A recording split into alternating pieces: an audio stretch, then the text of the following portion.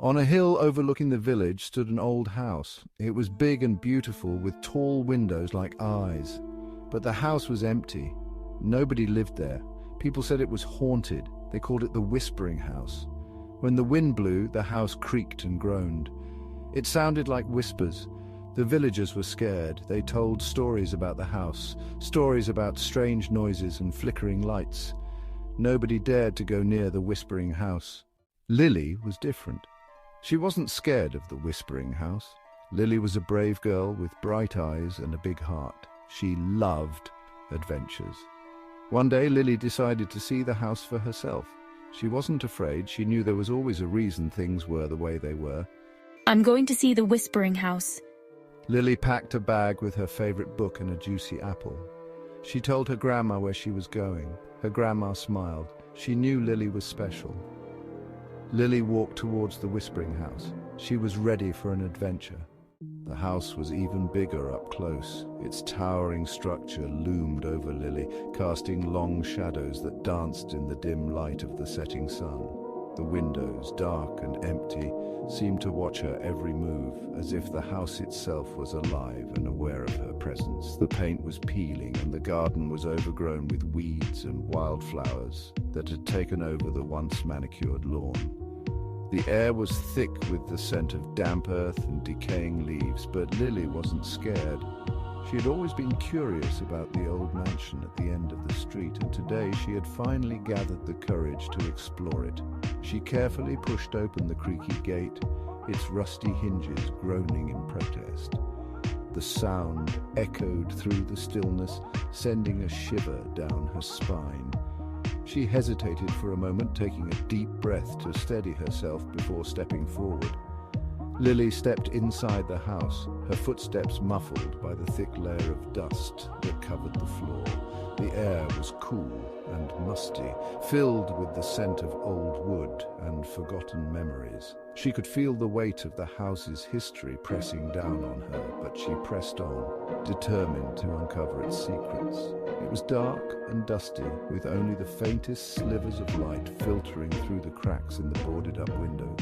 Shadows danced on the walls, creating eerie shapes that seemed to move and shift as she walked past. Cobwebs hung from the ceiling like ghostly drapes, swaying gently in the draught. Suddenly she saw something out of the corner of her eye. A glimmer of light, faint but unmistakable, flickered in the distance.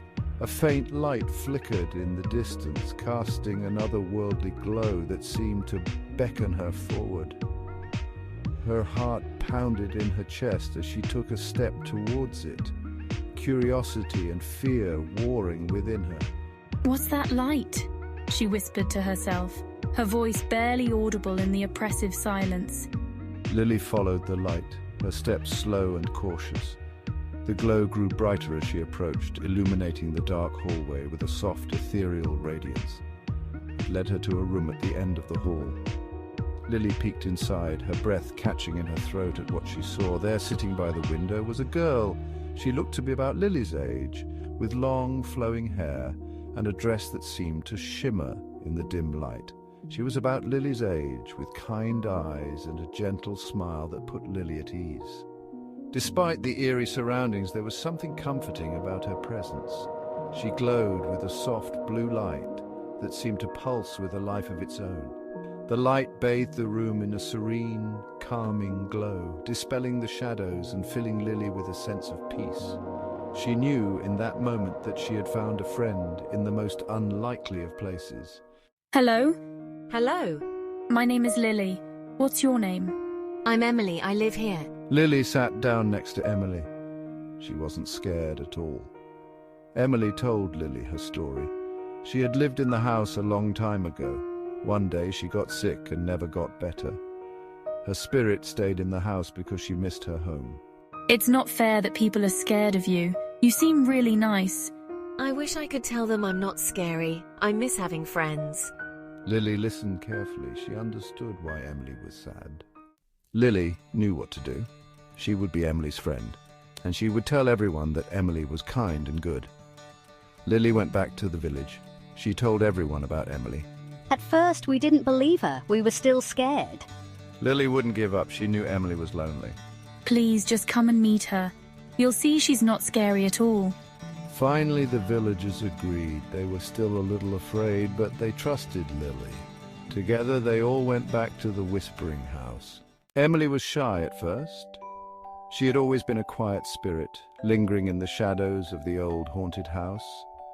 The creaky floorboards and dusty corners were her only companions for years. She hid behind Lily when the villagers arrived.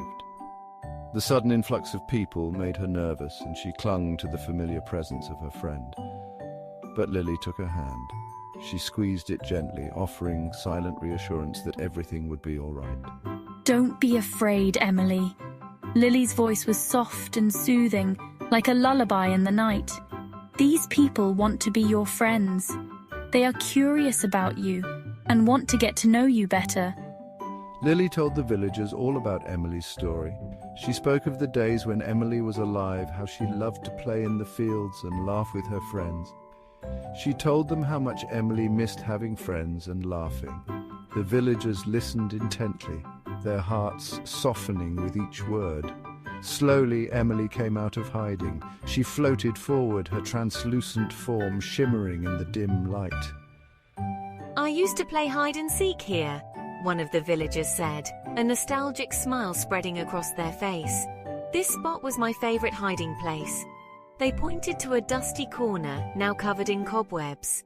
She showed them her favorite hiding places and told them funny stories about her life. Emily's eyes sparkled with joy as she recounted tales of her mischievous adventures. The villagers listened. They started to smile. They could see the playful spirit behind the ghostly exterior. They realized that Emily was not scary. She was just lonely. The haunted house, once a place of fear, now echoed with laughter and friendship. As Emily shared her stories, something magical happened. The room seemed to come alive with every word she spoke. Her voice carried a warmth that melted away the coldness of the old house. The walls, once covered in shadows, now seemed to glow with a soft, inviting light. It was as if the stories themselves were weaving a spell, transforming the space into a haven of comfort and joy. The house didn't seem as scary anymore. The once eerie corners now felt like cozy nooks where one could curl up with a good book. The air, which had been thick with an unsettling silence, was now filled with the gentle hum of Emily's voice, creating a sense of peace and belonging. The creaking sounds seemed like music. Each creak and groan of the old floorboards now sounded like the notes of a forgotten melody, adding a unique charm to the atmosphere. It was as if the house itself was singing along with Emily, harmonizing with her tales and adding its own voice to the symphony of stories. The flickering lights seemed like dancing. The shadows on the walls moved in rhythm with the flickering flames of the candles, creating a mesmerizing dance of light and dark. It was a dance that told its own story, one of transformation and newfound warmth. The villagers felt it too. They could sense the change in the air, the shift from fear to fascination.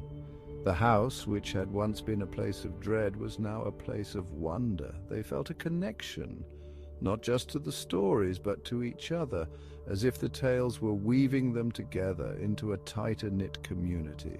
They realized that Emily wasn't there to scare them. Her stories were not meant to haunt, but to heal. They were tales of adventure, of love, of laughter, and of life. Each story she told was a gift, a piece of her heart that she was sharing with them. She just wanted to share her stories and make new friends. Emily's tales were bridges, connecting her to the villagers and the villagers to each other. Through her stories, they found common ground, shared experiences, and a sense of belonging. Hi, Emily, I'm Sarah. I live in the house by the big oak tree. It's been there for generations, and it has its own stories to tell. Maybe one day I can share them with you. And I'm Tom. I work at the bakery. We make the best bread in the village. You should come by sometime and try it. There's nothing like the smell of fresh bread to make you feel at home. One by one, the villagers stepped forward. They introduced themselves to Emily. Each introduction was like a new chapter in the unfolding story of the village. They shared their names, their occupations, and little snippets of their lives. They told her about their lives in the village. They spoke of the seasons, the harvests, the festivals, and the daily routines that made up the fabric of their existence. Each story added a new layer to the rich tapestry of village life. They even shared their own funny stories, tales of mischievous children, of playful pranks, and of moments that had made them laugh until their sides ached. These stories brought smiles and laughter, lightening the mood and creating a sense of camaraderie. Oh, that's hilarious! I haven't laughed like this in so long. It's amazing how a good story can bring people together and make them feel like they've known each other forever. Emily laughed. It was the first time she had laughed in a long time. The sound of her laughter was like music, filling the room with joy and light. It was a moment of pure happiness, a testament to the power of stories to heal, to connect, and to transform. In that moment, Emily knew she had found a new home, not just in the house, but in the hearts of the villagers. The villagers wanted to help Emily. They decided to clean up the house. They brought brooms and buckets and swept away the cobwebs. They washed the windows and let the sunshine in. They even brought paint and brushes. Let's paint the house in bright, cheerful colors. The villagers helped Emily paint the house in bright, cheerful colors. They painted flowers on the walls and birds on the ceiling. Look at this sunflower we're painting. The house didn't whisper anymore, it sang with color and laughter. The villagers brought furniture and decorations to the house. They filled it with comfy chairs and soft blankets. They hung pictures on the walls and put flowers in vases. Someone even brought a piano. I love playing the piano! Emily played beautiful melodies that filled the house with music. The villagers would gather around and sing along. This is wonderful, Emily. The sound of music and laughter drifted out of the windows and into the village. The Whispering House wasn't scary anymore. It was a place of joy and friendship. People came from all over to hear Emily's stories and listen to her music. Children would come to play in the garden. They would tell Emily all about their days. I'm not lonely anymore. I have so many friends now. The Whispering House became a symbol of hope. It showed everyone that even in the darkest of times, friendship and kindness could bring light. Lily and Emily became the best of friends. They spent every day together, reading books, telling stories, and playing in the garden. Lily learned that courage wasn't about not being afraid. It was about facing your fears and doing what was right. Emily, you've taught me so much. Everyone has a story, and sometimes all it takes is a friend to listen. Together, Lily and Emily changed the village. They transformed the Whispering House into a place of joy and laughter. And they showed everyone that friendship could chase away even the deepest fears.